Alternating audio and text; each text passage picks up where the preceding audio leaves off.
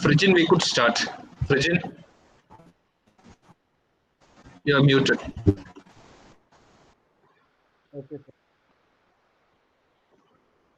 Good evening, everyone. A very big pride to be hosting this event. As we all know, it is the 75th anniversary of the inception of UN, and we in our college have organized 7 sessions because of the 75th anniversary to commemorate this. And for this, we tackle 7 different issues for which we will discuss, and then we put forward our thoughts and information to the UN. So first and foremost, I would like to invite Joe Xavier to deliver the welcome speech.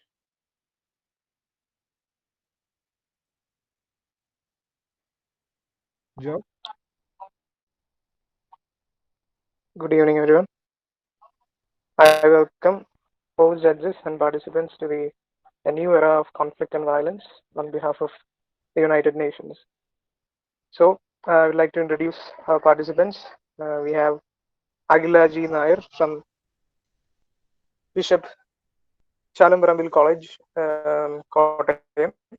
Then we have Ahmed Irfan from St. Barkamans College, Changanasheri, Arabi Salif from St. Albert's College, Fazeen Anas from St. Albert's College, and Neeraj Napoleon, who is also from St. Albert's College. Now we have, I'm introducing the panel of judges. We have Dr. Bijoy MV, Secretary, Albertian Foundation, Social Outreach of St. Albert's College. Dr. Sajeev Jose, Head of Department of Physical Education. And then we have Professor Shine Anthony, Dean, Training and Development and Social Outreach. So once again, I welcome all the participants, judges, and coordinators of this session, and I would like to wish all the very best to the participants. Thank you. Thank you, Joe. So as we all know, the topic that we are handling today is the new era of conflict and violence that we see.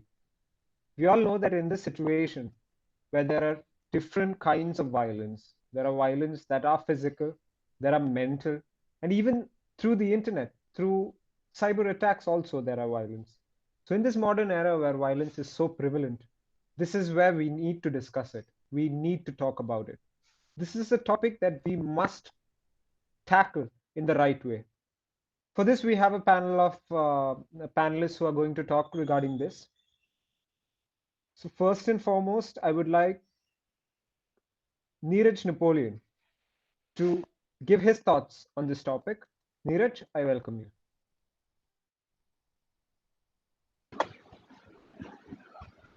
Co-judges, please, not Neeraj Napoleon. Frigin, if you could repeat the names of when you call the people, you could repeat twice or thrice. That would be good. Okay, sir. Okay, sir. Noted.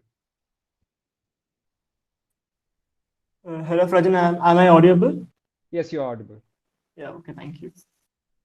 Can I start? Yes, begin. Okay, thank you. War is not a means, but it is an end. It makes violence respectable and makes the saddest looks like heroes. Respected judges, dear panelists, and all the coordinators. The years has been passed.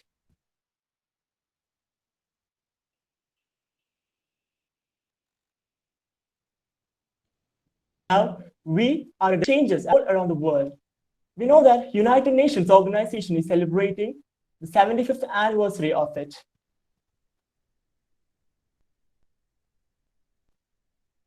Okay, the 75th anniversary of it. The major threat to the UN is that the new era of conflict and violence. So how can we reduce it? It is a major thing that we want to discuss here. So before starting, I would like to say about the history of the new era of conflict and violence. We know that from 3500 BC onwards, we have a clear-cut evidence about the death that had happened due to the conflict and violence all around the world. From that period onwards, many people are asking a question that why or what is the reason behind this? For that, we have a clear definition proposed by Samuelson. It is just like that. Human needs are unlimited, but the resources are limited. It is an economical thought, but it is the major reason behind this. The human greeds or human needs are the basic reasons for this. We know that from Australopithecus afarensis, the primitive man, there onwards we started something like conflict and violence. We have evidences of that. We know that people used bones, stones, for wood, fire, something like that, some such stuffs for this. Moving on to the new era, we have seen the nuclear reactors, nuclear bombs, atomic bombs, and now the social medias. This is a real transition period. We know that, but still, we know that the conflict have been a permanent feature of the human history. We know about the 19th and 20th centuries that had just passed, which was the most deadliest ever we have seen. Yeah, we know that Nagasaki and Hiroshima is not too far from us. It is just here. This is what's happening all around the world. And there comes the reason, what is the importance of the United Nations to maintain the international peace. There are certain differences that have happened. So that is why I mentioned this as a transition period. We know that there is a difference in the mode. As I have mentioned earlier, the early people used the objects like fire, wood, stone like that, and now we are using new methods, right? And the second is the ideological difference. Later, we were in conflict for improvising our territories or maintaining the food, shelter, and something such stuff. But now we are behind other things that are being contradicted all around the world. And the third thing is that we are celebrating the United Nations 75th anniversary here. In this, we should know about the new era of conflict and violence. So let me begin with the domestic affairs that is happening all around.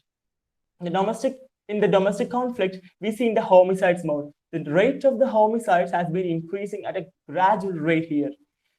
This is one of the major reasons, or major threat we are facing right now. And the second thing is that terrorism. The terrorism has been widely spread all through this 20th and 21st century. What is the reason behind this? This is one of the things that we want to discuss about, because there is mainly no constraints for the terrorism to be expanded or not, because there is no particular laws for this. United Nations, we know that they don't have a particular army for this to control such stuff. We only have some laws or some such stuff we have. So we want to make changes in that, or else we can't make the United Nations aim to be a successful one. The third thing is that social medias. Now, the basic thing which we are facing is the social media's influence all around the world.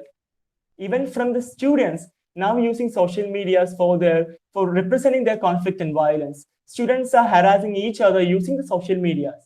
So there is no restrictions for this. This is a major thing that we want to discuss here. And we know that cyberbullying is another factor that I know that you all will be knowing that factor. Biological warfare is another factor. We know that biological warfare there is no particular evidence for this, but we know that biological warfare is always happening all around. We know that during the plague time, we know about the blankets which had been given and take, right? So from that era onwards, we have, right, viruses are spreading. But I won't say that, we can't particularly say that this country is using this for biological warfare, because this is very much different from what we are thinking of. The cybercrimes, as I have mentioned, which is should be noted. And what is the solutions for this? This is the main thing that we are going to discuss here. The solutions that I put forward is that the first thing is that the major threat or major critics says that the limitation of the United Nations or the failure of League of Nations was the lack of an international army. We want to make an international army with the cooperation of many countries, including the participants of this United Nations. We know that like a country like India, we are using half of our revenue for maintaining the defense, right? We have a very good borders like Pakistan and China, like all other countries. So we are using the major revenue for the defense purposes. So how can we make India a developed one? This is one thing. And this same factor is facing all the developing countries like Pakistan too. They are using most of their revenue for these purposes. How can they promote education there? How can they promote social welfare there? These are the factors that should be noted there.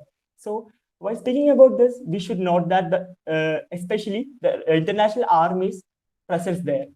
The second thing is that we know about the veto powers. Yeah, veto powers are something which can resist the needs or the needs of the other communities in the United Nations. The veto powers, we know that it can't be completely removed from us from our United Nations, but we can make some differences in that. That I will discuss it later in the coming rounds. And the third thing is that I want to discuss is that we should maintain the proper. We know that the peace treaties between the countries. So we should regulate it. The United Nations should regulate it. So we can make that a little more easy for everyone. So there is no need of such a great defense for a country to be maintained with a high cost. If there is a presence, there's a presence of international army or some stuff like that, or correct laws, anti-corrupt laws are there, we can regulate that. We want to regulate that anti-terrorist movement that the UN is focusing on. Every individual or every student should get education, should get educated. They get proper food, proper education. And more than that, as a messenger of peace that I am starting here, I know that we want to give them proper peace, because we know that if a person who is surrounded with many food items and shooting guns, how can that person take the food? Never, it is not possible at all. So the first thing, the basic thing, like the necessary things like food, shelter, and all, we want to make sure that people are getting peace all around the world. That is what United Nations is aiming on, and that is what we are lacking of too. So we just want to correct it and let us make this world a better place to live. Like Mahatma Gandhi said, if we want to make any changes, be the change, right? So let me be the change. And before winding up, let me quote the words of Ome Bartley, that in war, there is no praise for second runner-up. But I would like to change that sentence into there is a small difference that I'm keeping on. There is no prize for anyone in the war, because a war never gives a life. It always takes the life. And no person in the world can or have the responsibility to take a life, because he's not able to give a life. So let us maintain peace. Let us make the world a harmony one. And that's all. Thank you. Have a nice day. Thank you, Frajan. Thank you, Joe. Thank you, Neeraj. One thing I would like to highlight is that Neeraj did highlight about the cyberbullying aspect of violence. That is something that is going on, especially during this time, at a time where people are mostly online because they're spending all their time at home. Everyone's generally glued to their phones. And this is where a large spectrum of landscape is created where cyberbullying can occur. So thank you, Neeraj. That was a very well done presentation. So secondly, now I would like to welcome Arati S. Salif to present her views on the topic. Judges, please note, Arati Salif. Arati, are you there? Yes. Am I audible? Yes, you're audible. An eye for an eye would only make the whole world blind. A very good evening to the respected panel of judges and my dear fellow participants. The man who refuses to judge, who often agrees or disagrees, is the one responsible for all the blood spilled in this world. Arati, There are I would often just like two to interrupt. sides. Yes? I think your camera is not on. Oh, yeah. Yeah. Am I visible? No, not yet. Yeah, you're visible now. Yeah. All right. Do So you there want to are start often from the two beginning, sides. or Okay, I'll start from the beginning. okay? So an eye for an eye would only make the whole world blind. A very good evening to the respected panel of judges and my dear fellow participants. The man who refuses to judge, who often agrees or disagrees is the one responsible for all the blood spilled in this world. There are often two sides to every issue, right and wrong, and only a proper communication can solve it. If there is no communication, there is no understanding, there is no caring. If there is no caring, there is no respect. And if there is no respect, there is no understanding. And this is where all the conflicts and violences take place. According to the World Health Organization, violence is an intentional use of physical force on oneself, when another, a group or community that can result in or are highly likely to result in an injury, death, maldevelopment, or deprivation. So the most common reasons for why a violence or conflict would take place is would include is the poverty, poor interpersonal dynamics, power imbalance, and disruption. Now there are basically four different kinds of violences. The first one being the self-directed violence, where one tries to harm or destroy oneself. And the biggest example for this would be the suicide, which is the major reason for the highest number of death rates in the world. Eastern Europe ranks the highest in suicide rates as compared to the Latin America and other countries in Asia. So what might be the reason for such kind of violence towards oneself? These can include addictions to alcohol and drug addictions, social isolation, psychological problems and physical illness, and so on. So to tackle such problems, we need to have a proper psychological treatments, proper behavioral approaches, and community-based efforts like engaging and motivating groups and communities to develop a particular objective through dialogues. Now we have the second kind of violence, which is the interpersonal violence, which takes place between individuals, between people, between members of a family, between partners, relatives, in the form of physical, verbal, and even economic conflicts. Now we have the third kind of violence, which is the collective violence, which takes place between groups, between communities, especially the political parties and the youngsters, with the major intention of grabbing the fear or the attention of the public. And finally, we have the fourth kind of violence and the most vicious kinds of violence, which is the violence through electronic media, through television, through internet, the cyber attacks. So, and I would like to conclude by focusing on the major areas that such kind of violences and conflicts can impact on. That first and foremost, we have the public health.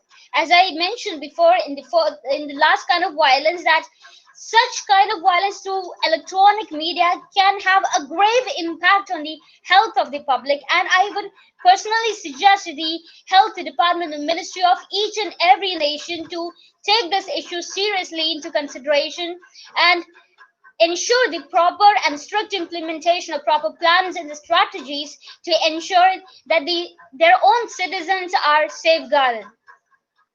And as I would conclude, and I would like to focus on the major areas that such kind of violences can have an impact. First and foremost, we have the public health. As health is wealth, it is the responsibility of each one of us to safeguard ourselves. It is the responsibility of each and every nation to ensure that their citizens are the wealthiest as compared to other countries. Wealthiest here is not in the sense of financial strength, but the physical and the psychological strength, the power to tame one's mind, body, and soul. And if this is done, if this is achieved, then there would be a huge, massive control over the suicide rates, the conflicts, and other such violences in our nation. And for that, we need a strong channel to implement our strategies, which is through education, pure education, which has to reach each and every individual in a nation, irrespective of their caste, gender, or the financial strength. Because such an education can only create a powerful individual, and only a powerful individual can create an incredible nation. Yes, my second area of focus is the academic functioning. And now we have the unnecessary and pointless chaos that is happening in the school and college campuses that have literally toppled the relationship between the students and teachers. We have the chaos of the deliberate chaos in the form of terrorism that has brought in instability in the economy of the nations. And the greatest example for this would be that of Pakistan. And now I would like to come to the conclusion by pointing out the major area of focus is that through the violence of social media, as I mentioned before, cyber attacks, the addictions through television, films, and surprisingly and shockingly, even through the animation movies and the cartoons, that both the children and the adults get equally addicted to. They have a literal bad image that is being spread in the society, and we need to stop that as soon as possible. So I hope we would come that each and every individual would come up and show that courage to implement and not just planning and putting laws just on papers, but we need to come forward to implement it strictly following all the rules. Thank you. Thank you, Arati. Thank you, Frajan. Yeah, one thing that I really needed to point out is the way that she highlighted that laws are merely a piece of paper. This can be recognized in the way that how laws are implemented here, not implemented in the way that it should be, and still people are suffering. So the thing is that the suffering must be changed, and that is what we intend to do. The main aim of UN is that they involve themselves to reduce the violence collectively and globally. So next I would like to invite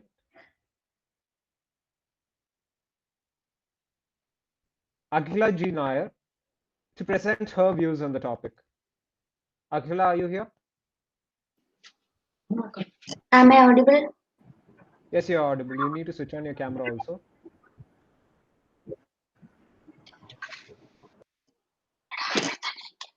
Okay, thank you. You can begin.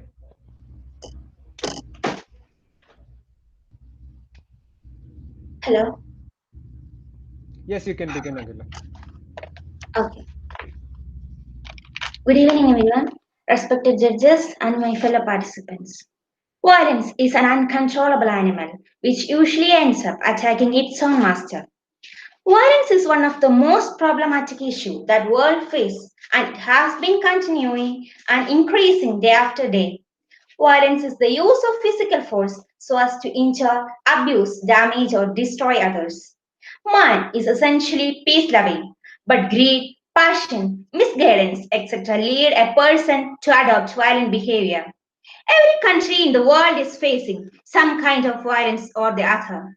Extremism, terrorism, and assassinations have become the external expression of violent behavior.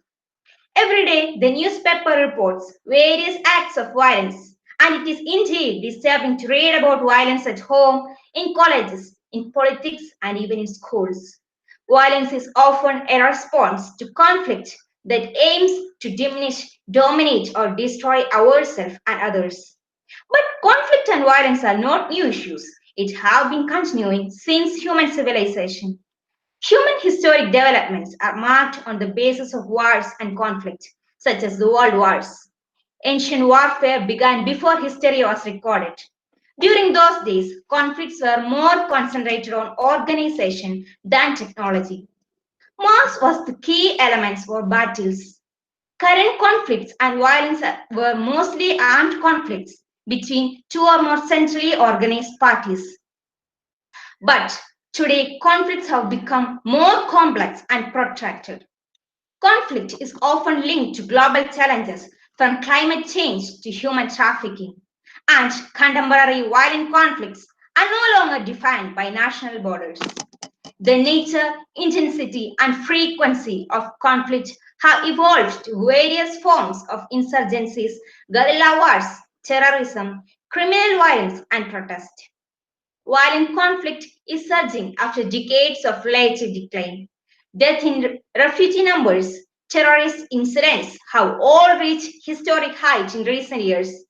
The number of civil wars has also been increased. From 2011 to 2017, there has been a six-fold increase in battle death. Some forms of violence against civilian population are increasing, and it poses a great challenge in protection of these civilians. Among the key trends, we see that a large share of today's mass atrocities takes place in the context of civil wars. Rebel gangs have become increasingly responsible for majority of civil death, and number of displaced people due to violence is at an all-time height. Armed conflicts in Yemen, South Sudan, Venezuela, Zimbabwe are major drivers of world's most dire food crisis. Violence and hunger in turn drive migration. Syria, Afghanistan, South Sudan, Myanmar, and Somalia are the big source of refugees. Violence on children and ethnic violence have increased on a large scale during these decades. Violence against children in mental, sexual, and verbal forms have increased. It threatens not only children's survival and health, but also their mental well-being and future prospects. In Afghanistan, 74% girls and boys aged between 12 to 14 suffer some kind of violent discipline in their life. Violence towards children with disabilities is also concerned across South Asia. It is also estimated that 35% women worldwide have experienced some forms of physical or sexual violence at some point in their life.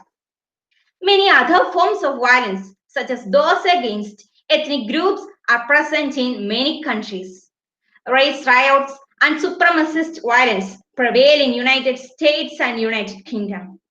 Gujarat riot of 2002 was an ethnic violence against the minority Muslim population. It serves as a good instance of one of the deadly violence that took place in India. Violence against Hindus, Christians in Pakistan, and violence against Jews in US and other European countries, and those against Northeasterners in Delhi are some examples of ethnic violence that prevail today. And also, a racially based communal conflict against African Americans have also reached its highest level in America. Over the last months, more than 1,000 protesters swept across America caused by the outrage over the death of George Floyd. Despite of all this, technical advances have also raised concerns about cyber attacks. These have also been rising criminal activity involving data hacks. Technology is misused to make war more destructive with the use of deadly weapons such as atomic bomb, nuclear weapons, long-range guns, magnetic guns, mines, etc. While the number of nuclear weapons has dropped from more than 60,000 during the Cold War era to 40,000 today, nuclear weapons are more powerful today also. But in spite of all this, United Nations organization is a great tool that has helped us to end numerous conflicts, often through actions of the Security Council. We do live in the most powerful time in human history. That's why we are least likely to die in war. But in comparison to the progress that we made in science, technology, education, medicine, etc., the progress in peace building has been fading. Why is investment so low in problem that causes so much death and damage? Conflict happens in places where people can't trust or get access to justice. Right to decent lives are often stolen by corrupt ones. Government should stop neglect and abuse media and abuse against people. Media should support and stop spreading hate. Bring true equality to men and women. Share out wealth fairly. And also we should control the arms sale. Proliferation of arms drives conflicts and make it more violent and destructive. United Nations organization has a significant responsibility in these initiatives, helping in the stoppage of conflicts in international politics by tracking world political events and mitigation of potential issues which will get worse in the future. Established in 1945, UN has highlighted the significance of stopping political and also conflicts in societies in order that people can maintain and live in an environment without miseries and doubts. With the realization that conflicts and violence are more prevalent in those areas which have high literacy and poverty rates, UN has taken many steps to provide education and access to good education and also in eradication of poverty.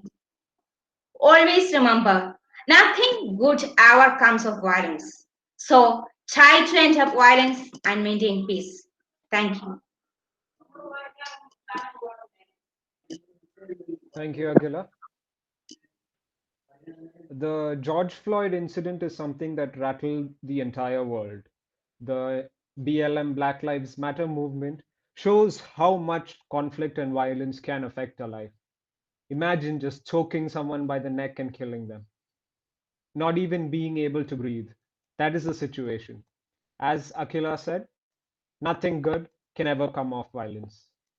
Very well said, Akhila. For the next participant, I would like to call out Ahmad Irfan. Judges, please note Ahmad Irfan. Ahmad, are you here? Yeah, am I audible? Am I audible? Yes, you're audible. Okay. Good evening, everyone. My name is Ahmed Irfan, and I know the UN celebrated 75th years of existence, and we are going through such a great pandemic that the COVID-19 masks and gloves and sanitizers will become inevitable parts of the human life. So the WHO Secretary General has stated that there will be no return to the old normal for the foreseeable future. So how for the best? Yeah, we know changes will be initiated. So I would like to say about the topic that the era of conflict and violence. So it's hard for me to not every conflicts and violence throughout these years. So I would like to share the one of the current issues and the issues that needed to be solved that is still not solved, and the humans what they affect the after effects of these problems. So first I want to initiate the environmental problems such as deforestation. We all know what the defeat is of deforestation. It's something big that many countries has made it legal to cut off trees, mainly public and private. So it's happy to say that Norway became the first country to ban deforestation. So deforestation, we are cutting off the existence of our life in the planet. So the earth is not also belong to us, it's also belong to the birds, to the animals, and all the surrounding, all the living organisms around here. So the next one I want to point out that firing that happened in Amazon rainforest. We all know that Amazon rainforest, mainly known as the lungs of the world, has been decreasing its forest rate, and we have seen that in the Al Jazeera news reports, I have seen that baby elephants and snakes were burned to death. It's somewhat it can be bearable for the human, and they have been burned to death, and all the living organism near that. We are reducing, we are eradicating the existence of our life in this world. So it's a thing that we needed to be solved. And the next comes the social the communal rights that's happening in the world. It's one of the biggest one. If we salute one another, they will increase more, because what's happening in Belarus is the protest movements against the post-election. So more than 6,000 protestants were arrested. According to the president of the Belarus, the president called these protestants as uneducated men, the citizens of the country, because they know that the law that was implemented was not real justice. That's why every protest movement became increasing in the world. So we know what's happening in India too. it's called the largest democratic secular country in the world. And we know what's happening in this secular, in this democratic, in this republic nations. It's not its laws are implemented, but it's not just it. Up to Gandhiji, there was something called what do the citizen do with laws? So Gandhiji said that the citizen should break them, and Annie Besant Gandhi and Annie Besant was included in a great fight, and Annie Besant said that citizens should not break the law; they should obey.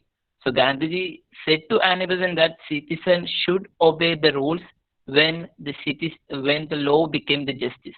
Justice is important, not the law. So we know the cases of Babri Masjid. I don't want to say more about it because it's something cases that's going up to my knowledge. So what's happening in Babri Masjid is that it's something that happened in the ruling of a secular party in the secular state, in the secular country called India. So we know the laws are implemented, and we want to think that is it justice or not. So coming up from that, we know what the war happens between Israel and Palestine.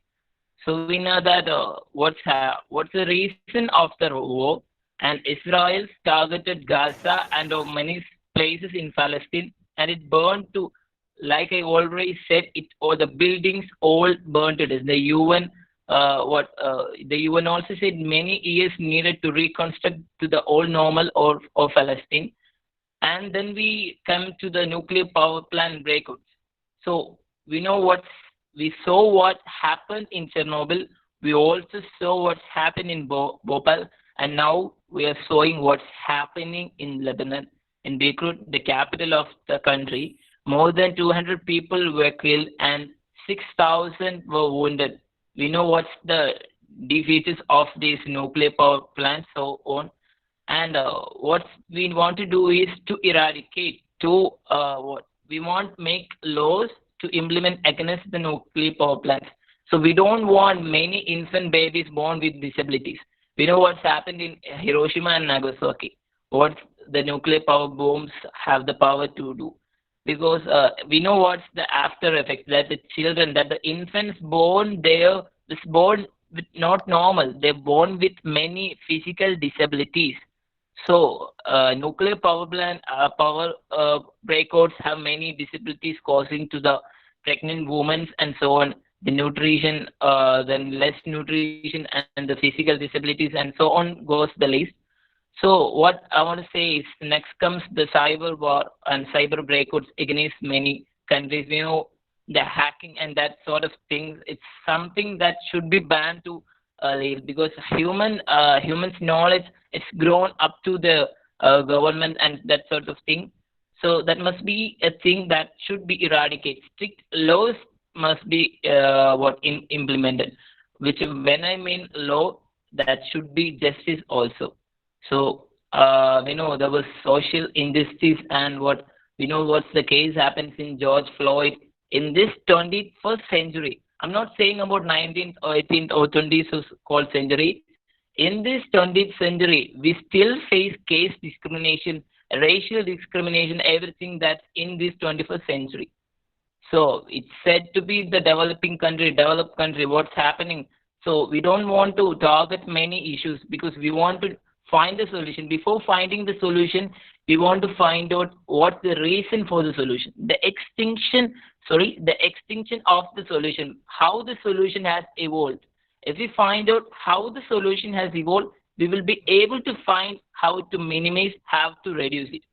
I already said that this is the earth that we must live, so we cannot erase our own existence by deforestation and by what's happening in Amazon and all.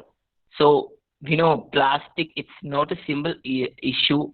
We were just throwing off to the jungles for fun, and we know what it can cause. The only thing that make thousands and more than years to decompose is plastic. So first of all, we want to maintain our social economical balance to the world, that we do not cut the trees or made government to ban the Norway banned the deforestation. And the next comes the solutions in Belarus, the problems in Belarus and India. that the democracy must be implemented. The real democracy, the democracy that meant to be, that said to be, must be held. The laws must become the justice. We know because of the injustice, protest movements and communal rights is happening all over the world. If the citizens ensure, if the citizens have sure about the justice of the country, there will be no protest movement will be happen. So by all the Babri Masjid, Hagia Sophia, and that sort of thing, many people, many people in their mind, they try to spread the communal violence. They try to spread communalism against the people who doesn't have that sort of thing. So what I want to say is, we want to take strict actions against those people, and we want to make sure that the justice ensuring in the laws making in the whole country, in all over the world, should be justice. That's one of the final thing I want to say. And the main thing, the solution, if you want to find a solution for all those problems, so first of all, finding about the solution, we want to find about how these problems are evolved. We want to find how the problems are evolved by eradicating the problem, the reasons, the situation or cause of problems. We should find out. The main solution of every problems happening in here. I finally say we want to become the change that the world wishes to see. Like the Mahatma Gandhi say, be the change that the world wishes to see. Thank you.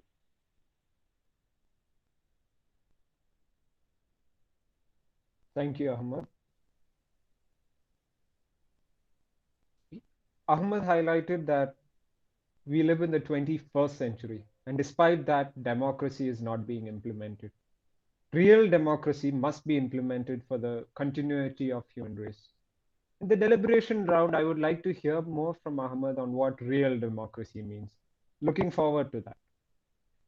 Now, at last, I would like to invite one of my dear friends, Fasina MS, to come forth and present her views on the topic. Fasina, are you here? Hello. Yes, Fasina. Am I audible? Yes, please switch on your camera. Yes, we can see you. You can begin. Okay. Respected judges, friends, dear participants, as UN is going to celebrate its 75th anniversary, I would like to express my deep concern about UN new era of conflict and violence.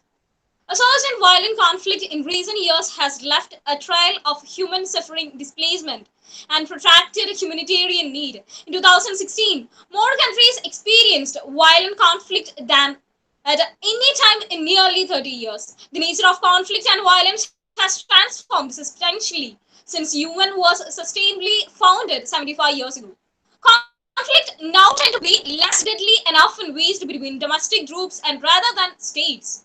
A violent conflict involves at least two parties using physical forces to resolve competing claims or interests. While a violent conflict may involve only non-state actors, often the term is used as a synonym for war which involves at least one government. Which conflicts are not reduced or settled through negotiation or other constitutional means, it gives rise to violence. Violence is taken as a shortcut method for a resolution of conflict. The ability to successfully resolve conflict depends on your ability to manage stress quickly while remaining alert and calm.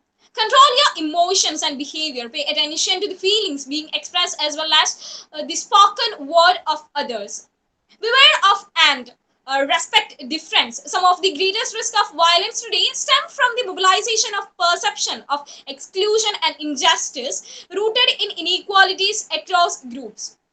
When an aggrieved group assign blame to others or to state for its perceived economic, political, or social exclusion, then emotions, collective memory, frustration over unmet expectation, and a narrative that arouses a group to violence can all play a role in mobilization to violence.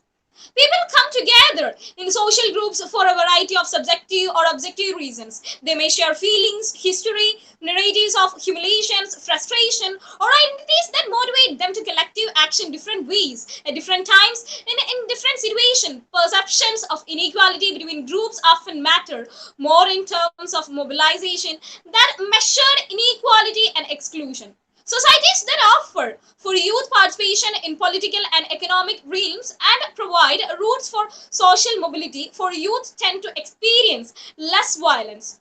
With the global youth population increasing, the ability to harness the energy and potential of youth presents a stress or a strong opportunity for this unique demographic defined as 2015 United Nations Security Council Resolution 2250. The effect of climate changes, population growth, urbanization are the intensifying these risks. Dispute over the resources has spilled over into violent conflict and instability across the world. Improving the sharing of resources and benefits derived from them as well as strengthening local conflict resolution mechanisms are important areas of focus. Service delivery does not have a direct relationship with violence, but it affects that legitimacy and ability to state to mediate conflict. Then security and justice institutions that operate fairly and in alignment with the rule of law are essential to preventing violence and sustainable peace. Accountability of security forces to citizens, stronger community policing approaches, and improved efficiency of arena mechanism are among the responses often needed. International homicide is the ultimate crime and has a ripple effect that go far beyond the original loss of human life. For homicide also blights the lives of victims, family, community, who often therefore be described as secondary victims. It creates a violent environment that has a negative impact on society. The economy and government institutions. Homicide is not limited to the people living in the margin of society. Rather, it can make and it can be divided as many kinds. Restless labors. Homicides can be divided into many overlapping legal categories, including murder, manslaughter, and many other kinds according to the death circumstances of death. The different types of homicides are often measured the scale of homicide. It is important to have a clear definition that provide guidance on which specific acts of killing are to be considered intentional homicide. Certain contextual challenges may arise when intentional killing had to be distinguished from other killing during situations or of collective violence, such as armed conflict or civil unrest. The international classification of crime for statistical purpose for development by United Nations Office on Drugs and Crime provide a framework for definition and classification of unlawful killing, both in conflict and non-conflict situations. The need for nature of violent conflict is not changing in isolation. The increasing in violent conflict has emerged in a global context where the balance of geopolitical power is in flux and push for more inclusive governance in bringing new voices and new demands. Proxy wars are no longer the exclusive purview of traditional great powers. At the same time, the number of societies that have adopted more inclusive forms of political, economic, and cultural governance has grown rapidly over the last 30 years. At the same time, fast emerging global trends are affecting the way people and societies operate and interact. Advances in information and communication technology (ICT) represent great opportunity for innovation, growth, and the unfettered exchange of ideas. Interconnectivity also enables translations, organized crime to flourish, allow the rapid transition of violent ideologies, and leaves economies vulnerable to cybercrime. Prevention must be sustainable over the time needed to address structural issues comprehensively, strengthen institutions, and adapt incentives for actors to manage conflict without violence. It is easy but wrong to see prevention as a trade-off between short and long-term. Sustainable results require sustained investment in all risk environment, while development investment should be integrated into overcasting strategies with politically viable short-term and medium-term action. The need for sustainability requires balancing effort and resources so that action does not reward only crisis management. As a conclusion, a comprehensive shift towards preventing violence and sustaining peace offer life-saving rewards, pathways for peace present national and international actors and agenda for action to ensure that attention, efforts, and resources are focused on prevention. Today, the consequences of failing to act together are almightily evident, and the call for urgent action has perhaps never been clearer. And the time is to act now. Thank you. Have a nice day. Thank you, Fasina. So with that, we come to the end of the first round. I hope that the judges have noted the scores for the first round. The thing I would like to say regarding what Fasina said is that she highlighted how murders is a big kind of violence these days. Yes, it is a big problem. Yes, it still happens. In third world countries, it's a major issue these days. What we have to do is to make sure that the people are more feared to not do such crimes again. With that, we shall proceed to go towards the second round. The second round is the deliberation round, which will be around 20 to 30 minutes. And all these participants will be allowed to engage in a deliberative question session. They can ask questions, they can summarize, they can add up to the points spoken by another person, and it will be a discussive, interactive session. So what judges must note is that they should rate how good the questions are, how good the answers are, and how good they are supplementing to the points of the others. I hope that everyone is ready for the second round. Judges, are you ready for the second round?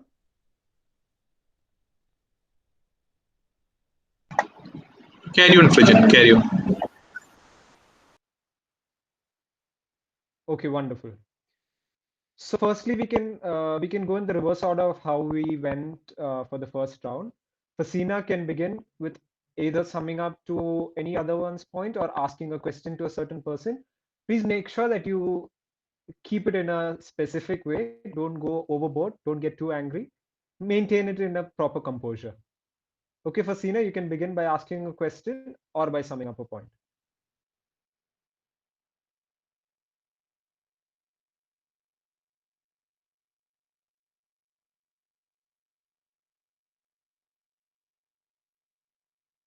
I think Fasina has left, maybe some network issue. I hope she returns back.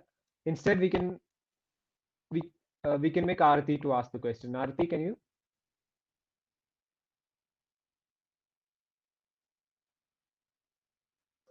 Hello, Frajan. Yes, Am you I can audible? either. Yes, you are audible.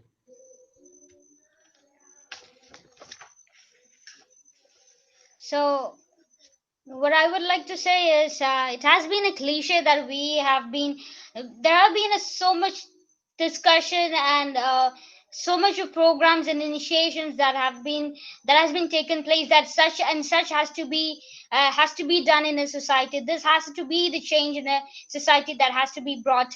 But none of the programs such initiations have only a very limited effect on the society, and then it just waves off. That should not be the attitude of the society. That is what I would like to highlight at this point of time. Like we are amidst a lot of variety of conflicts as compared to the 20th centuries, where if you take the degree on vigor of violence that has been taken place in the 20th centuries, like there has been a depreciation, a lower, the vigor has been lowered as compared to the 20th century, like where World War One and Two, and where the militarians took any means of winning their battles, and it had an encompassing effect on the whole world. Whereas the case is different in the 21st centuries, where we have a different kind of violence. Like we have, if we, as I mentioned before, if we begin with the personal violence that each an individual face, like there are a lot of frustrations and stresses that an individual undergoes at the present period, where people are facing the COVID-19 and struggling to live ahead. So like especially the children, if we consider them, digital kind of education cannot be a good supplement for the lively classes, that which is a golden stage of these kids lives, which they are missing. So they are children, and they have to be taught by the elders that how they should get adjusted to the present atmosphere, the present situation they are undergoing. When the adults themselves are conflicting in this present situation, like we have a lot of crimes coming in the recent cases, like a lot of murders that took place. People should, elders should be a role model for the present and the coming generations. When the literal contradiction is taking place in the present era, they uh, like they need to be smarter. Like when we consider the children, there are many suicide cases that we heard because they couldn't achieve good grades in their exams, which shows the health of the present generation has been literally weak, because they don't have the willpower or the courage to understand or the accept what is the reality. If we come to the conflicts that takes place between the nations, we know if the conflicts that is taking place within the individuals within a family would directly have an impact on the kids.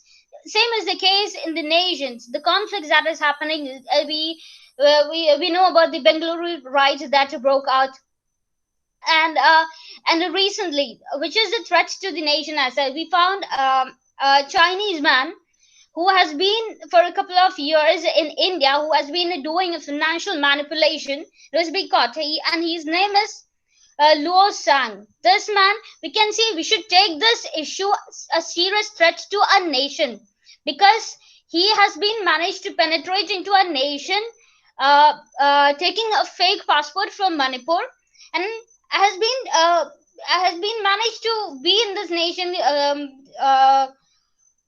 for a couple of nights, for a couple of years, I guess. And we can see this as a threat from China. Like China, we have faced a lot of threats from China, and now we are facing the COVID.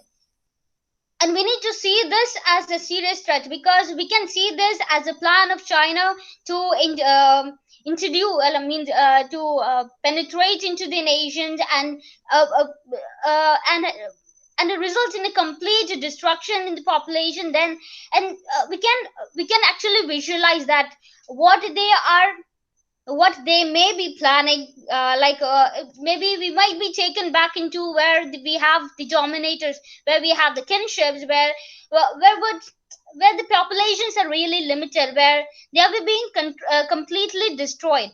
So what I mean to say is the security system of a nations, this has to be handled between the nations in an international level, that it has to be strengthened. And if you take the conflicts between these states, that is between the Kerala, Tamil Nadu, on the basis of the Mulla Periyar issue, the issues that is taking place between Andhra and the Telangana on their primary necessity of water, and such issues remain unsolved, because they lack the two golden words that we teach the school children at their in the lower classes, that is to to forgive, to we say like to understand each other. We need to have an empathetical approach with each other, having compromise, compromising in an understanding which will be a possible solution, a kind of a possible solution, what I would suggest between these nations, because neither of them are ready to negotiate or give up for each other, because it is a thing that is going to affect either side. Same is the case between the clashes between the nations. India and Pakistan is a great example we have in front of us. The nations have been literally torn out in the name of religion. And we need to focus that the terrorism, these terrorism is a deliberate action. And why people, we need to think why people are into terrorism, because those are the only indirect sources where their personal needs have been satisfied. Especially if you take the case of teenagers, even the drugs are being available in the schools and colleges, and there are students who are ready to buy them at any cost and use it. And if they get convinced that terrorism is the only place that where their needs would be fulfilled, then they would obviously go for that area of terrorism, where they would be ready to even to harm their own nation. So such things have to be taken as a serious consideration by each and every nation. It has to be discussed at the international level seriously, and has to come up with serious implementations, strict rules. Like even the nations, the conflicts between the Israel and UAE, and the India and China. India has been ready for a couple of many a time for a negotiation with China, and China hasn't been ready to come up with to reveal its policies or strategies to India, which is why the issues between India and China still remains unsolved. If everyone, each and every individual decides that they won't give up, or they won't. No, I just want to interfere in between. This round is a deliberation round where everyone can speak in between. And the basic purpose of this round is to go for the discussions and deliberations, where we are supposed to supplement and complement each other.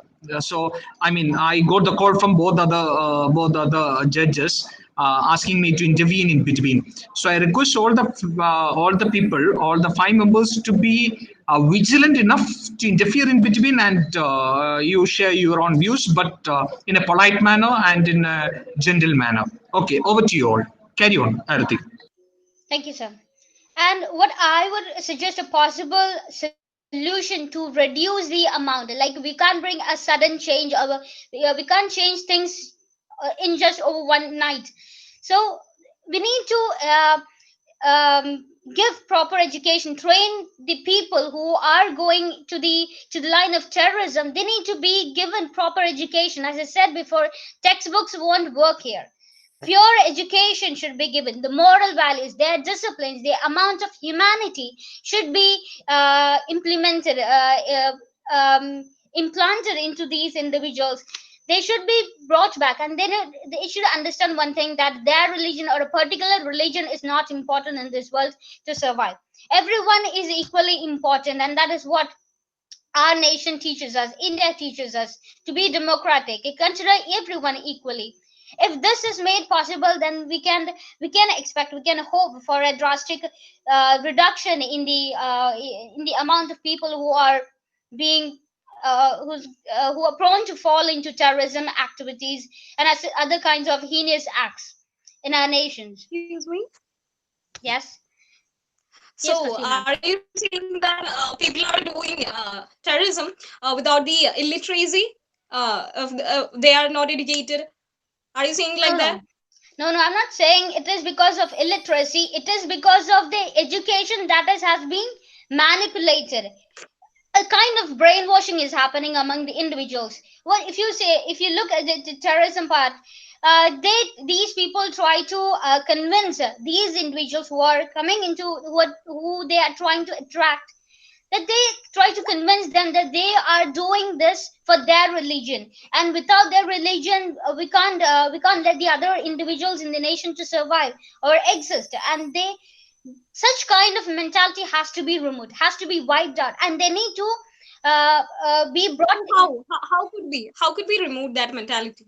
Yeah, that is what I'm saying. The channel of education has to be used properly by the individuals. That it is a responsibility of each and every nation to ensure that such a challenge or a task is being implemented properly, and they need to look for good strategies and plannings and proper implementation of it, not for namesake, but they have to ensure that this happens in their nation.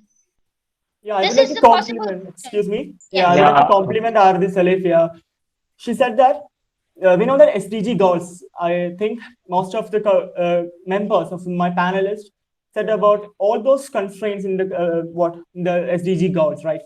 So in SDG goals, there is described that the proper education or good education is described there, not manipulated education. So it is nothing in nationally based.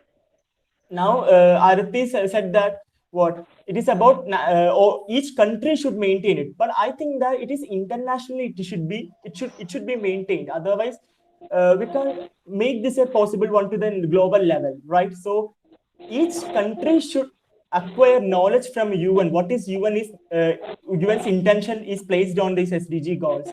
Yeah, on education policy, it's good education should be given to all. So there won't be any other things like earlier one of the panelists, one Akhila Ji Nair said about women empowerment or such stuff. Yeah, I would like to say one point is that how many I think about 4 or 5 boys are here in this whole group, right? So I would like to ask you a question that how many of us know about menstruation? We know that some of the girls raises our hands during the class and they went, walk through our doors, right? But no one is asking what is the reason. So like boys like me are always, why are they going? Or SAR is allowing them or not boys, right? So they are not properly educated. Like sex education is not given at all. So these type of education should be given. Otherwise, how can we make educated people? So last year we have seen many rape cases. The last century, 20th and 21st century, where the most number of rape cases were reported. Why it is so? Because of the reason that students are not properly sex educated. Sex education should be improved. Otherwise, how can we make peace in case of gender equality there? So in each cases of standard sustainable development goals, we should make sure that the peace is there. We should make sure that the students are educated well. So no student or no boy who is educated well by their parents or educated well by their schoolings should never look at a girl like something which is not good for her. So that should be maintained. The proper education should be given. That is the main point that I want to focus on. And Yeah. like Ahmad Irfan said that animals, life on land. 15 point of sustainable development goals is animal life on land, right? Protection of animals is also a level of peace that we have seen that in Kerala recently. We seen a problem. I don't mention it mention by name, but we know that. So these kind of things should be properly known by the Ministry of UN or the Indian government. So that's how we can make changes. So that's my point. That's why I'm stick on to Ardi. I'm complimenting her with the point that we should give proper education. Thank you. Yeah, I Excuse would me. like to. One second, one Yeah. second. I would like I want to I ask would one like to doubt to Arati. say one thing. I don't think that, of course, lack of sex education can lead to these crimes. But I think this is based on some psychological problems. For example, during these lockdown days, these violences and conflicts, especially these sexual violences against girls and women, have increased. So, what do you think?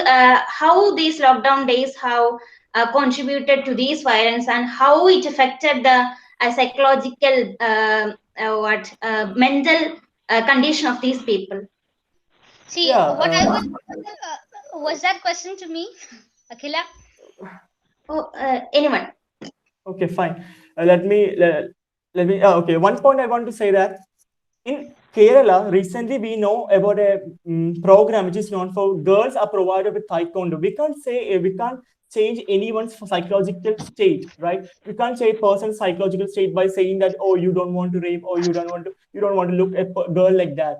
So we can change the mentality or the mental. We can provide mental strength to the girls by giving them the taekwondo and karate, like stuffs we want to give to them, and they should be educated like that, so they can limit themselves from other things that they are being focused on. So that is, we can't change anyone's psychological state. So we can change what we can change is that we can change the mental health or mental state, or we can improve the mental health of the girls or the women we have in all the countries. Yes, I was Delegates, I need to ask one thing that sex education, that sort of thing, that not must be our topic. So I need to quote one point that Arabi said that our nation, we treat all Indians are equal before the law. Then I'm asking, why do we need a reservation for particularly so-called castes? Why do we need to fill up the brackets such as describe your backward class? Someone is other backward class, some gender is, or some caste is general caste. So it's my doubt since my childhood. So I need to Arabi to talk upon that issue. Why do we need a caste discrimination, and still the country's democracy say all Indians should be equal before the law? See, I would like to answer that question by saying that, see, we are not in the same time period as it is before. Like from the time we got independence, from the day we were declared free. Time has been changed, and the people has been changed, and their mentality has been changed. Things are changing, and the thing is, we humans, not humans, like people in India especially, there are a huge tendency where things are prone to be neglected. We need to consider each and every caste and every religion. We should not actually discriminate or divide people on the basis of the caste, religion, or all these things. And such reservations has been made only for the betterment of such caste, especially the backward caste that are prone for negation. They should not face such an actually, this is an opportunity. We can say a haystack that is put for such castes to come out into the society and to raise voice for their rights. And that is why such reservations has been meted out for such people. That is what I would like to say. Like, and I would like to compliment what Neeraj said regarding the females being trained on taekwondo and other martial arts. And to what Akhila said, like the psychological diseases um, mm, um, cannot be what treated completely. Yes, there are things that might appear to be impossible, but there are solutions to make it possible. We are claiming, each and every country are claiming that their medical fields are reaching the pinnacle, and they are coming forward with a lot of programs and projects in our nation. So the health sector also has to be strengthened for each and every sector of a nation has to be strengthened for a particular objective to be successful. And in the case like there are situations which are so eccentric that we can't treat them completely or change that eccentric person completely. So what would work is the strict implementation of punishments. One such punishment that would be implemented should be a lesson for each and every criminals that are residing in a nation. I would like to comment on the punishment strategies followed by Saudi Arabia. The crime rates, there are crimes that are being conducted, but once people are witnessed to what kind of strategies that Saudi Arabia is taking, then the tendency for people to do or commit such crimes would be lessened. Gradually and slowly, only a change would be successful. So implementing strictly and serious kind of solutions into the society would be a great path for peace bringing among the nations and individuals. Arati, Mohandas Karamchand Gandhi said that an eye for an eye is blind, right? Is making us blind, right? So what we want is peace. What we want is international peace. So by implementing Saudi Arabia's modes of punishments, how can we bring peace there? What we can bring is that we want to make sure that the crime rates are decreasing not by giving punishments, but by giving something else. What are the methods that you can put forward? As you have mentioned in your first round, you have started with the quote of an eye for an eye. Yeah? So in fact, you said right now you said that an eye for an eye is what we want here. So I think a little more contradiction here. So can you I please do support explain? Neeraj because we have seen that the culprit in Nirbhaya case, he was hanged and he was punished. But now, even now also the crime is increasing. It's not decreasing. The case is increasing. And last year also in Kerala, a boy of 22 years old, he brutally murdered his sister, and he also tried to abuse her sexually. Not only her sister, his sister, he also tried to kill his mother and father too. So the crime is not, it doesn't come to an end with punishment. We need a good source of mental education, I think, because poverty and I think the poverty is one of the most powerful tool that drive these cases, because poverty can lead the youth, and unemployment also can lead the youth to use of drugs and alcohol, and these can lead these youths to do such kinds of crimes, I think. What do you think? Yes, I do agree with Akhila. I do agree with Akhila, because this is what the government has to do. Like, it should ensure that each and every individual is provided with the basic necessities. Like, no one is left astray on the streets. So if that strategy is brought out, then slowly, as I said, change can be brought. People could be convinced. Proper education could be meted out through proper channels.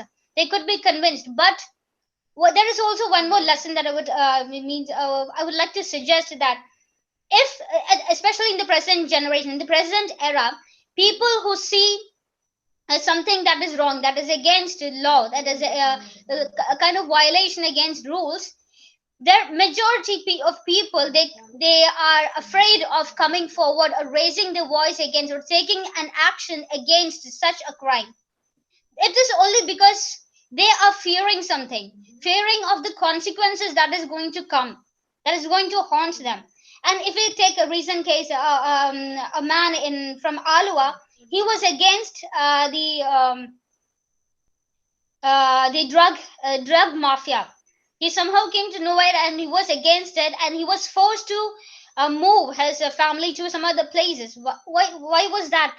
Because he knew that somehow he would be a victim of such mafias, or other heinous acts of such mafias. Because there also we can see kind of what do you say, a trustiness. The element of trust has a lower weight on the government, on the security of that nation. And that is why, that's a major reason, that fear factor has to be brought down. The trust of the trust of the individual has to be increased. And I would like to I just actually forgot the point that Neeraj told. I would like to compliment on it. Okay, fine. Let me include one thing that Akhila Jina said, that we should provide mental education, right? In schools itself, from first standard onwards, we are educated what is moral science, and we are given education to moral sciences. But do we get education about the mental education, or the subjects regarding the mental strength or mental education? No. That is one of the reasons why our psychological states are being changed rapidly, or while having a discussion or having some issues with our personal life. So we should provide mental education as a basic thing. After that, we should provide moral sciences.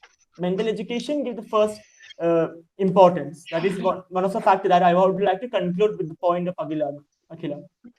Is mental Dear education, participants, dear Yes. participants, and it just should be like you given in said, schools. But nowadays, analysts, we can see a trend in providing this moral education, because in most schools they are given in the period of these moral sciences and all, they promote such as religious classes only. They promote moral science based on religion, and I don't think that they give right education on moral values.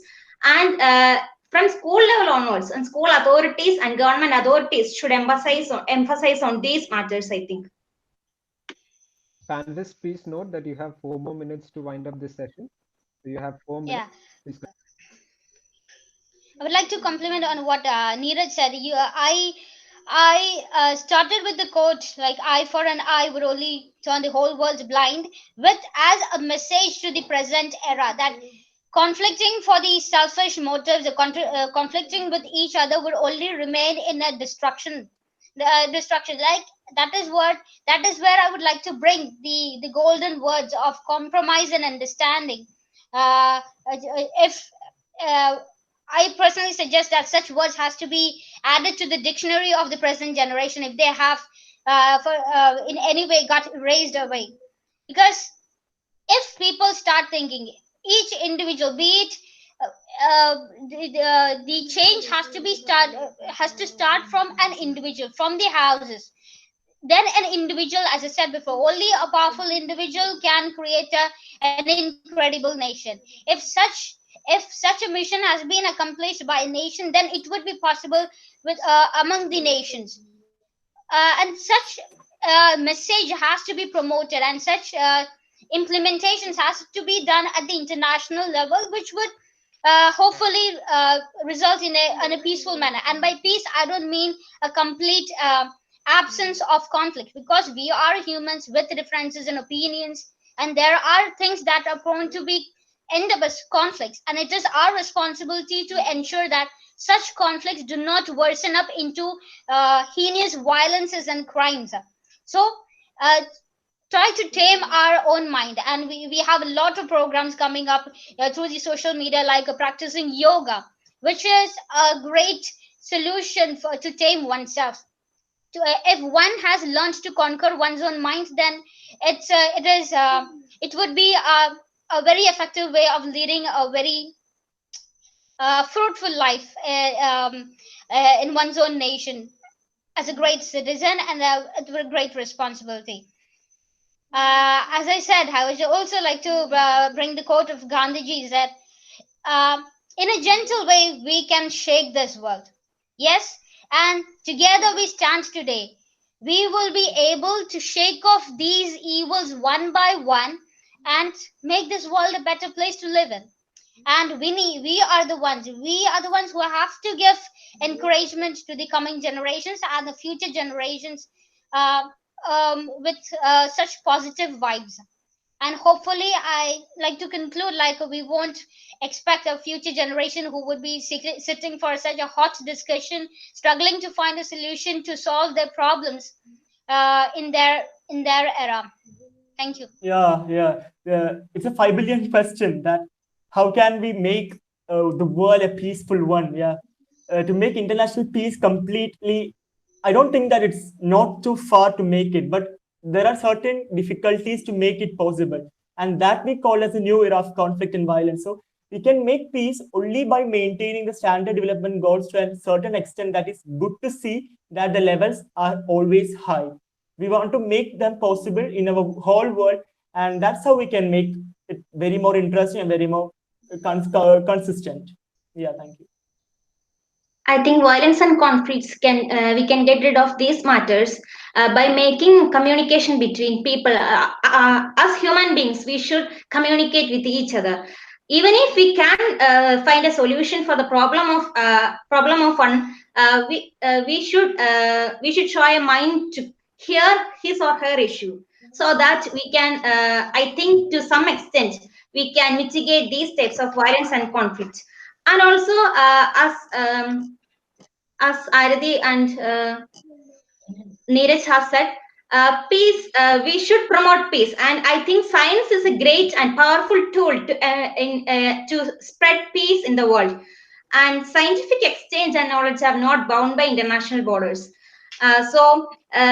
We should use science as a powerful tool to unite all nations, and all nations should understand the essence of universal brotherhood and also universal peace and harmony.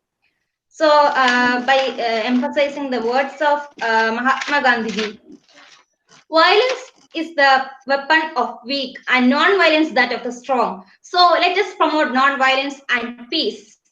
Thank you. Thank you, dear panelists. With that, we can wind up the second round of deliberations. Now we move on to the third round. This is known as the call of action round, where each panelist will be given 2 to 5 minutes, where they can give their final call for action towards the issue. What can be done regarding this? You should be able to wind up within 2 or 5 minutes, or I may interrupt. So you can begin.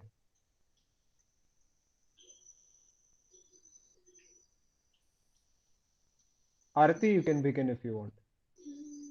Yeah. I would like to spread this message of each and individual, each and every individual, each and every one of us taking that courage and guts to come forward and raise voice against the injustice. Show show out what is injustice, and to take proper um to come forward with proper solutions and the mentality of implementing it without any lethargy feeling to implement it. And I would say, like, we all need to stand together to develop and mold the nations into a calm, stable and peaceful world, with each and every individual cultivating the elements of humanity, cooperation, empathy, love and respect for each other. Inculcate and teach the present and the coming generations to the habit of giving up for the good, and also to love, care and respect our mother earth that has been bearing us for with all these injustices that we have been doing to her. And that is what this is a big lesson. COVID has been a big lesson that we all need to take seriously, and neglecting this won't give us a second chance to confess or to move on with a new life ahead. Maybe so. So let's just hope and pray for a generation that who wouldn't have to sit for a hot discussion, and who wouldn't have to face what do you say, the bad side of nature. We don't want to upset our nature, because let her remain beautiful. We need to make her even beautiful, and that is how we could what do you say, we could make our existence even stronger, or else we need to forget our futures. That's it. Thank you. Thank you, Arati. Judges, please note the next speaker is Akhila G. Nair. Akhila?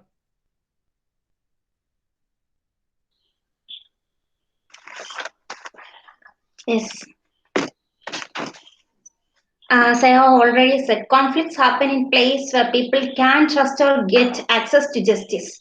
So we should raise our voice for justice. And also, I think government should stop neglect and abuse. For example, indigenous those against indigenous people, they are the they are the true citizens, or they are the true human beings of the nature, and they should be given legal protection and access to good education. And also, I would like to say that violence and conflict can be stopped to a good extent by involving local peace and committees to work for the cause. Such as, for example, in Zimbabwe, there is a network of local peace committees who work with local committees to stop violence at the root. They develop a warning network to react to threats of violence and prevent it in future. And I think it is also possible to break the recurring cycles of violence by addressing its root cause of the violence. And also, nowadays we know that in spite there is no war between there is no but real war between nations, but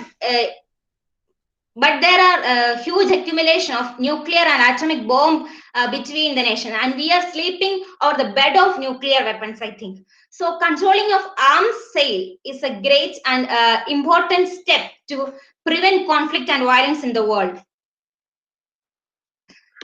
So I would like to conclude my words by saying the quotes of Nelson Mandela. Great anger and violence can never build a nation. So always walk in the path of peace, and let us hope a future which is very peaceful, and also let us work hard to develop a new generation which can promote peace and harmony in the world. Thank you.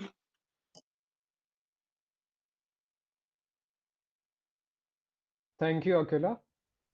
Now we can, judges, please note the next participant is Fasina MS. Fasina, please present your call for action. Am I audible? Yes, you're audible. Please switch on your camera also.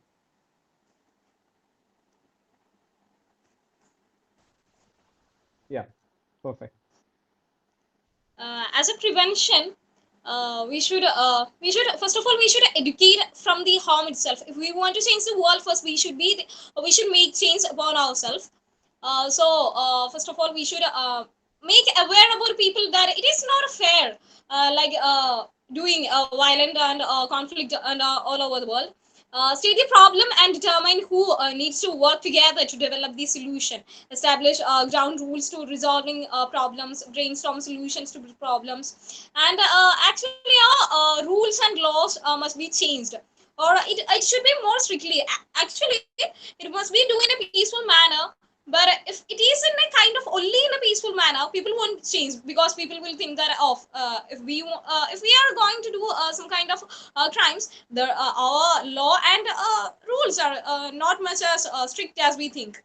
So they will continue their things that they are doing in case of their crimes. And homicides are increasing day by day in our world, not more in India, but it is all around the world. And it should be from the home itself we should change.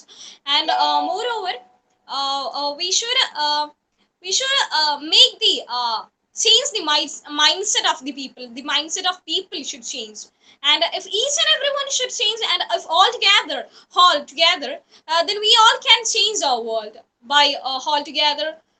Then make a good country, a peaceful country, in a great manner. Thank you. Thank you, Fasina. And now, judges, please note for the call of action, Neeraj Napoleon will be presenting. Neeraj? Yeah, am I audible? Yes, you're audible. Please switch on your camera also. Fine. Yeah, perfect. Okay. Am I visible? Yeah. Okay, fine. Thank you. Okay. Before concluding, I want to say that when I was a child, my granny said to me that if you do good things in your life, you will get heaven after you are dead. It was just a myth, but I realize right now, if you do good things in your present life, you can enjoy the heaven.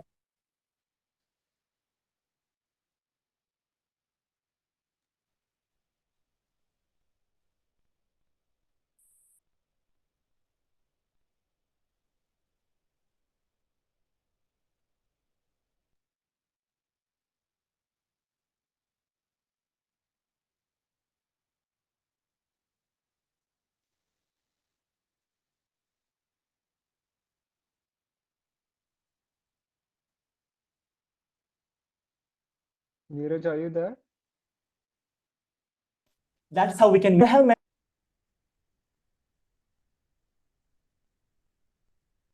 Sorry that I have made. Sorry. Can I continue? The thing is, we didn't hear anything. It's best that you start from the beginning. Okay, fine.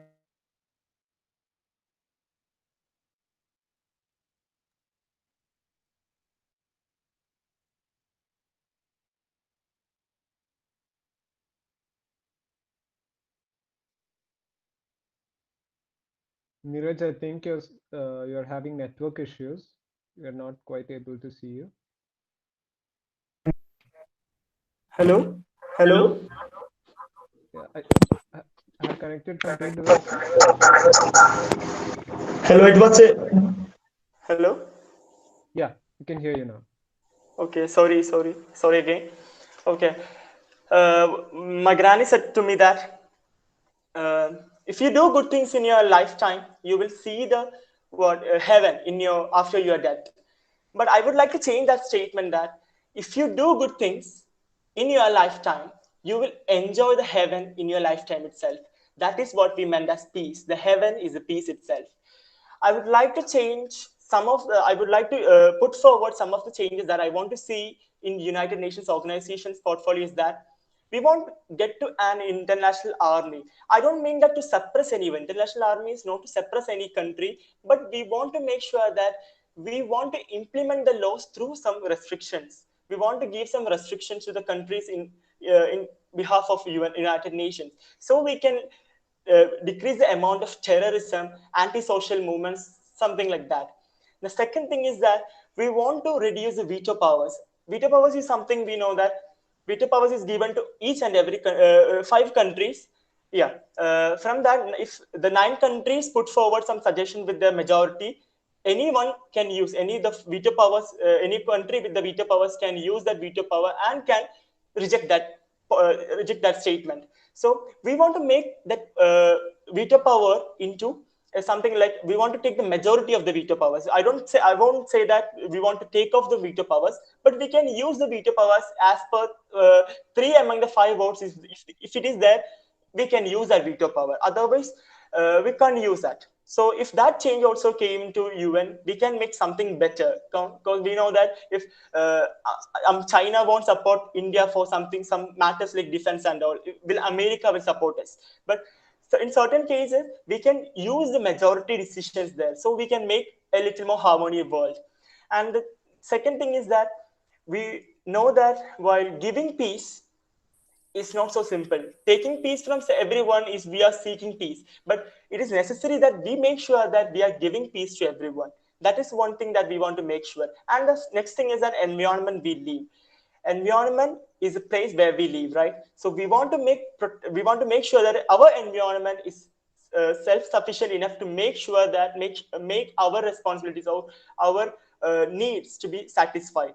So we want to make such an environment by ourselves itself. We want to plant trees. Then we make a peaceful environment to all of us. If a peaceful environment is with us, we will be having a peaceful mind. So that's how we can change. So let me see the change and be the change. That's all. Thank you. Thank you, Niraj. With that, unfortunately, Ahmed had some personal emergency and had to leave the panel discussion. So judges, please note that Ahmed will not be there to conclude his message. As Niraj said, let us all be the change that we want to be. And the main thing is that the UN instituted such an event so that we can have a collective discussion about things that need to be done. So I'm very happy to hear what the panelists have said. Now we can move on to the judgment, and therefore for the first judge scores, I would like to invite Bijoy sir. Bijoy sir, please do present your scores.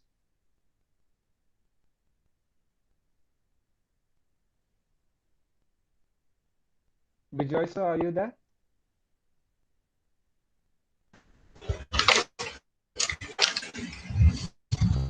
Hello, can you hear me? Yes, sir, you're audible. Okay, so Mr. Prajin, I have to read the 3 sessions separately like that, no? The Yes, scores. sir, as you wish. I'll be noting them down. Okay, right. Okay, fine, thank you. Then in the first round, I have given Mr. Niraj the mark of 34 out of 40. Okay. Then Arati has scored a total score of 37 out of 40. Then Akila has scored 32 out of 40. Then coming to Ahmad, he has scored 31 out of 40 marks. Then finally, Fasina, she has scored 31 out of 40. So that is regarding the round 1. I am going to the round 2. In that round 2, Fasina has scored 15.5 out of 30 marks. Then Ardi has scored 27 out of 30 marks. Then Neeraj has scored 20 marks out of the total of 30. Then coming to Ahmad, he has scored 15 out of 30 marks. Then coming to the final contestant, Miss Akila, she has scored a score of 18 marks, 1-8 out of 30. So that was regarding the second round. And in the final round, I'm going to the final round. The final round, Arathi has scored a score of 20 out of 30 marks. Then coming to Akila, she has scored also the same 20 marks out of 30. Then coming to Fasina, she has scored only 14 marks, 5 out of 30. Then coming to the next person, Neeraj Napoleon, he has scored 20 out of 30 marks. I think the final contestants are so Mr. Sajid, is it okay? Yes, sir. Yes, sir. I've noted them down. Just 1 second. Next. Bijoy sir, I just want round three of Fasina. Right. Is that right, sir? Fasina, yes, sir. And round 2 of Fasina is 15. Is that right? Once again, I had to check round 2. Yes, sir. Round 2 it is 15. Round 3 also 15. Same mark is 15 and 15. 15. Both the marks are 15.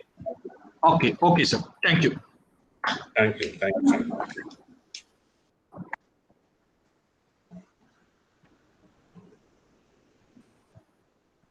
Now I invite Sajeev sir to present his marks. Sajeev sir. Okay. In round, can you hear me? Yes, sir, you're audible. Yeah. In round 1, Neeraj Napoleon had scored 28 out of 40. And Ardi scored 35 out of 40. And Akila G. Nair scored 28. Ahmad Irfan scored 30 out of 40. And Fasina MS scored 26 out of 40. In round 2, Arati scored 25 out of 30. Akila G. Nair scored 17 out of 30. Neeraj Napoleon scored 20 out of 30. And Fasina MS scored 14 out of 30. Ahmad Irfan scored 15 out of 30. In third round, Ardi scored again 25 out of 30. Akila G. Nair scored 20 out of 30. And Neeraj Napoleon scored 22 out of 30. And Fasina scored 15 out of 30. Thank you, sir. Noted. Shine, sir, now I invite you to present your mark.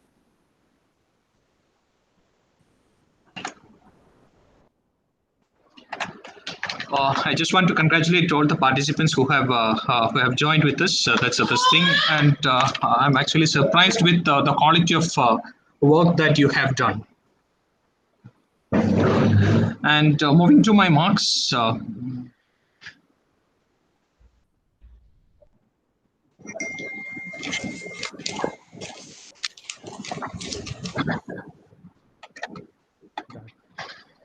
Regarding the round one,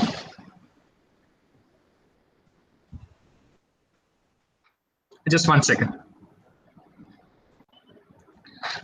Regarding the marks, Neeraj Napoleon, he scored 30 out of 40 in the round one. And Ardi Salif scored 36 out of 40. Akila Jinair, 31 out of 40. Ahmad Irfan, 31 out of 40. Fasina, 31 out of 40. And in round two, Neeraj Napoleon scored 20 out of 30, Arati 26 out of 30, Akila 16 out of 30, Ahmad Irfan 12 out of 30, Fasina 10 out of 30. And moving to the round three,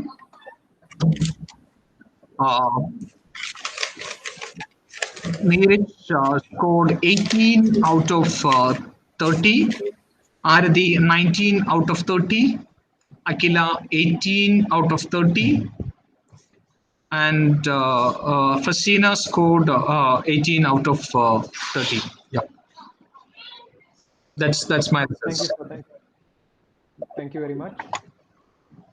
See, with the UN marking its 75th anniversary at such a time of great disruption and compounded with the global health crisis, it is indeed a very good thing that we could host such an event to discuss about issues that the world tackles on a daily scale.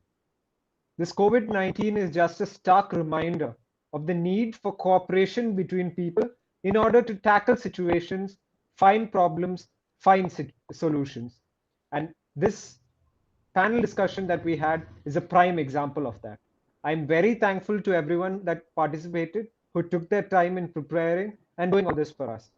First and foremost, I would like to thank our judges, Sajeev sir, Bijoy sir, and Shine sir, for taking your valuable time, coming with us, listening to us, and correcting us and giving us the marks that we deserve. Thank you, sirs. A special thanks must be given to Joe Xavier. He is the one that put all his effort to make this event possible. He contacted each and every participant, made sure that they take part, made sure that they send videos, made sure that they send the text. So Joe, a very big thank you to you. I also thanks Shine sir for helping us in coordinating in such a good event. Now, for the thing that you have all been waiting for, I would like to announce who is the winner of this time's session. I'm very happy to announce that Ms. Arati Salif is this session's winner. Arati, I congratulate you for your immense dedication in presenting to this. Also, don't worry, other contestants, you have also done a very good job. All your opinions and matters that you have sent to us will be compiled and sent to the UN on our behalf. A very big thank you from me as well. Arati, do you have anything Thank you, to say? President. I'm extremely thankful to Shine Sir and Albert for giving us this opportunity to showcase what we have inside us. And I would also like to appreciate all the coordinators and all the participants. A big congrats for their efforts that they have put in. Especially, I would like to uh, appreciate Neeraj Napoleon for his smart strategy of turning the great codes of legends into his own way of inspiration and his I would like to quote a good message from his strategy, like seeing the good from even the worst situation is what I would like to is a message that I would like to give at this point of time. And thank you all for your support, and thank you everyone. Thank you, Arati. It's very wonderful to hear from you. Yes, sir. Vijay, sir, did you say something? Oh, yes. Okay.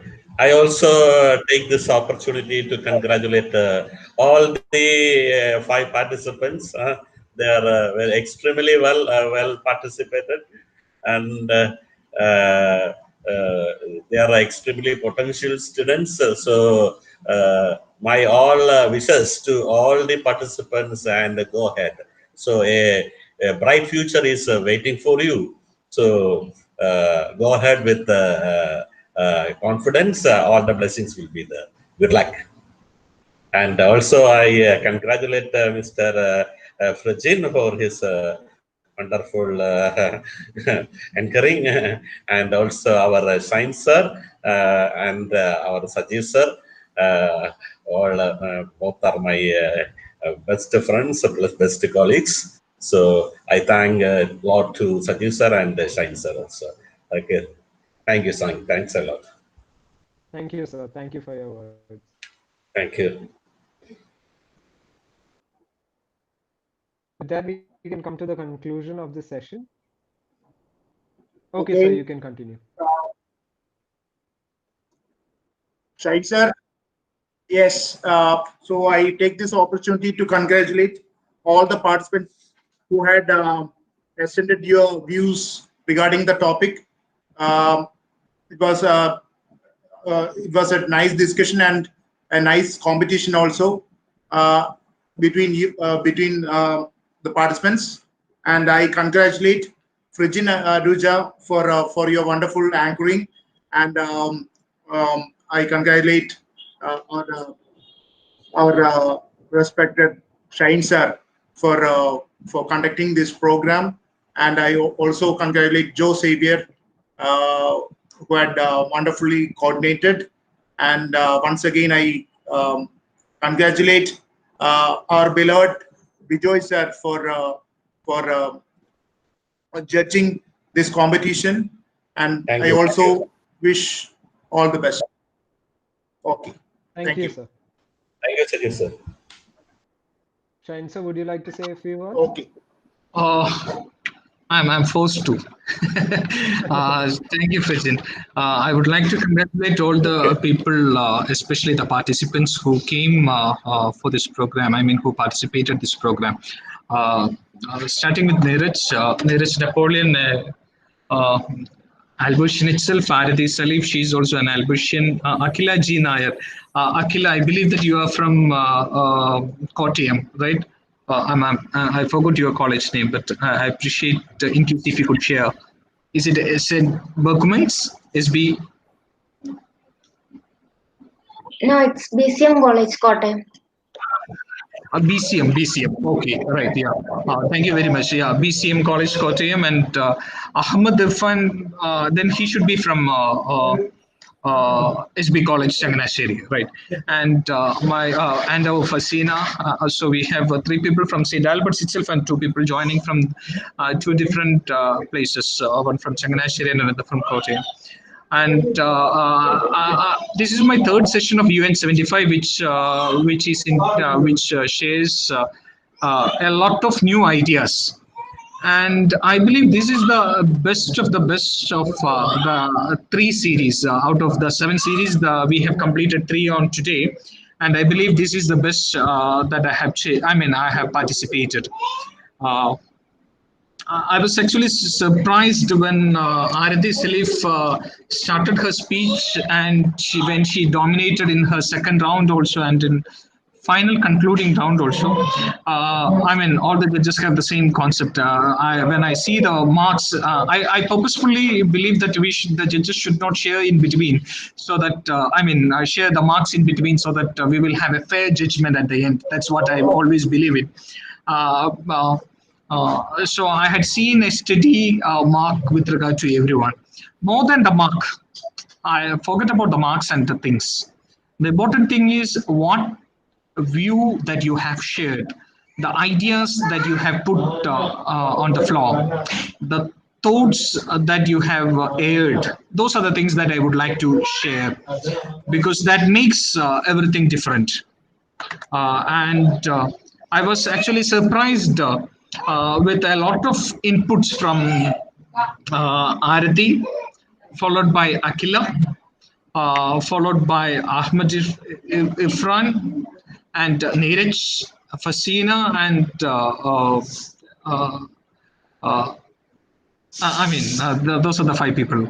I appreciate all the thoughts that you have shared. And when we move to the next step, that is a point where we have to implement the ideas, thoughts. That's the last round, call for action. So the call for action starts with myself. myself to my family, family to the society, and society to the nation and to the world in general. And I congratulate Arati Sali for being selected as a or appointed as the ambassador of peace for the UN 75 series. Congratulations, Arati, and once again, congratulations to all the people who have joined with us, the rest participants. And I would like to congratulate two eminent judges, Dr. Bijoy sir. Dr. Bijoy sir is the secretary to the Albertian Foundation and the Social Outreach Wing of St. Albert's College Autonomous. As you all are aware, this program is organized by the Albertian Foundation. So we in the Albertian Foundation, we are trying to change the face of the St. Albert's College, the social face of St. Albert's College. We have a lot of social committed programs that is happening in St. Albert's, but we want to frame it in a same name, same platform, which is called as the Albertian Foundation. So henceforth, from the last April onwards, we have the foundation named Albertian Foundation, which runs all the social outreach programs of St. Albert's College, and this program is also run by the Albertian Foundation. You can see in the poster that it's the name called Albertian Foundation is there.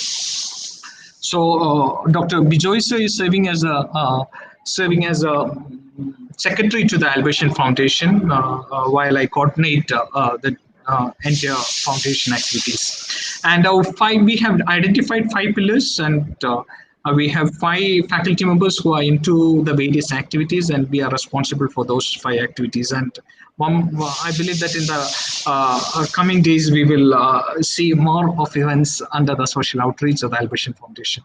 And Dr. Sajeev Jose, he is the head of Department of Physical Education, who spearheads all the physical education activities as well as the social outreach activities of St. Albert's College. He is an eminent personality, an international award winner, and the last year's physical education, the best physical education teacher award of Mahatma Gandhi University was also backed by Dr. Sajeev Jose. I thank on behalf of Albertian Foundation and on behalf of St. Albert's College Autonomous and on behalf of UN 75, the team, Dr. Sajeev Jose as well as Dr. Bijoy sir for being with us for judging the program. And Frejin is one of our best students that we have, one of our Albertian Foundation's first program was such first program was the Parliament, the Youth Assembly that we had, Youth Assembly, and Frejin was the speaker for the Youth Assembly of St. Albert's College Autonomous, and now he was spearheading all the 7 series of UN 75. 7 programs of 7 sessions of the series of UN 75. And he is responsible for all the 7, and for each program there is a separate coordinators also. So I would like to congratulate Frejin, who was a moderator for today. And I believe that moderation is not so easy thing, but he have managed it beautifully well. And I would like to congratulate and appreciate Frejin on behalf of Albertian Foundation and on behalf of St. Albert's College Autonomous. Thank you, Frejin, for your wonderful leadership as well as moderating today's event. Thank you, Frejin. And moving to Joe Xavier, one of the innovator of St. Albert's College Autonomous, who comes from the Department of Renewable Energy, who loves innovation a lot and who have a lot of crazy ideas. That's what I would like to share about. He was the one who had called all the nearly 30 have registered for this program, and who was following up with all the people. And in between, I had posted something in my WhatsApp as my status with regard to a YouTube channel, and he was actually sharing with me that you are supposed to give me a treat at the end of the program by ordering something for him. So it will be there definitely, Joe, and I would like to congratulate on behalf of Albertian Foundation and on behalf of St. Albert's College. Thank you very much, Joe. Sajeev sir, madam, the lyric comments like. Yes, definitely, sir. I could guess from your face before. Definitely, sir. Definitely, sir. Even before you come, definitely for everyone. For the UN 75 team members will be there. And moving to my responsibility, continuing with my responsibility, I would like to congratulate. There is a 9 team member, a team of 9 people are working with regard to the UN 75 at the background of this program, and they may not be visible even in the chat room also. I mean, in the webinar room also, they are outside. I don't know. Such committed people makes the Alberts very sound and solid. I would like to congratulate each and everyone, and that is why we share the responsibility. I'm not quite sure, should I say equally or more equal than a staff member. We share the responsibility in the shoulders of the people, of Albertians, our students. So today, Fridjin and Joe have taken a lot of responsibility to live stream these things and make this dream into a new into reality, dream into reality. And I would like to congratulate each and everyone who are with us. If I didn't name them, it will be really shameful for me. I think I should call each and everyone, basically our student representatives who started their responsibility, who were with us from the UN 75 session 1 onwards, and now it is we have completed successfully 2 sessions, and as per the UN 75 we have 7 programs, seven programs that we 7 sessions, and Arati is also one of our team member who bagged the ambassador title for today. Thank you, Arati, for your wonderful support. Miss Roshna Jomon, she's also from the economics department. She's also there with us. Miss Nina S. Mohan, who is a catalyst. She's a very good person, and she's well known for her artistic talent also. And I believe that in the coming days you can see her also in moderating the things. And we also have Arya Prabhagar, Miss Mary Tanya Simendi, and Anjana Rajiv. Those are the other coordinators who serves with the UN 75 team. And I believe that I'm not quite sure when it is going to happen, but once this COVID-19 and Corona is being handled, we will be flying to Vienna to see the United Nations office there. So there is 100% sure that all the ambassadors, all the elected or selected, I don't know how to name them, all the ambassadors, all the 7 ambassadors will be there leading our team. And I believe that at the end of this UN 75, we will be visiting the United Nations office. And there is a proposal also that we can also visit the New York office also, but that's a little bit more expensive when we see, and more difficult when we compare with the Vienna office. So that's why we stick to the Vienna office. But let's see, in case if we have some other program also, we can definitely do something with regard to the main office of the United Nations also. So once again, I congratulate all the team members, and I would like to, in case if I don't share the name of Father Anthony Arakel and Dr. Nelson Rodriguez, our beloved principal, it will be not genuine work from our part. Father Anthony Arakel, who is the chairman of the St. Albert's College Autonomous, is the one who spearheads all the activities of St. Albert's College, starting with the Albertian Foundation, with the academics or anywhere. He doesn't have a place where he never touched, never changed. And now the glowing identity of St. Albert's is also a special touch of Father Anthony Arakel, the chairman and manager of St. Albert's College. So on behalf of each and everyone, I thank Father Anthony Arakel for giving us opportunity to lead such an activity. And Dr. Nelson Rodriguez, sir, during our program also, Dr. Nelson sir called me in my personal number just to cross-check how the things are going. And we had some problems with regard to the ground also on today. So he called me back during this program to check how's those 2 things, UN 75 as well as the problem regarding the ground. I said both are equally okay.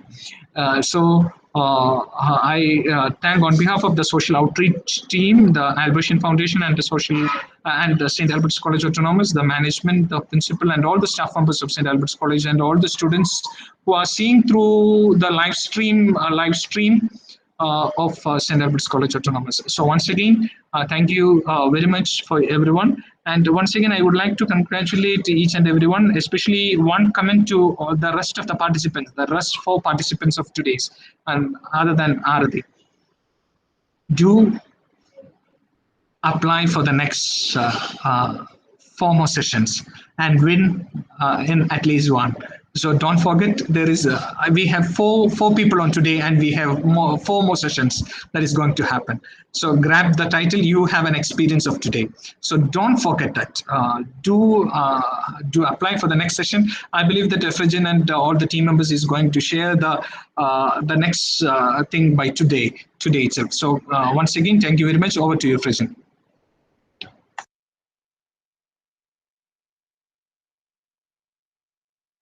Yes, sir. Thank you very much. The one thing even I would like to highlight is that, furthermore, do participate in our event. We have more sessions coming up.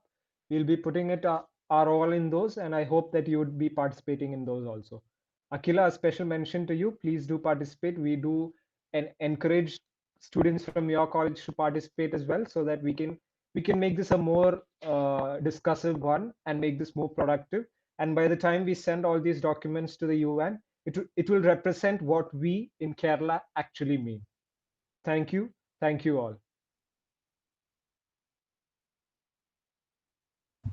Thank you, Mr. Frajit.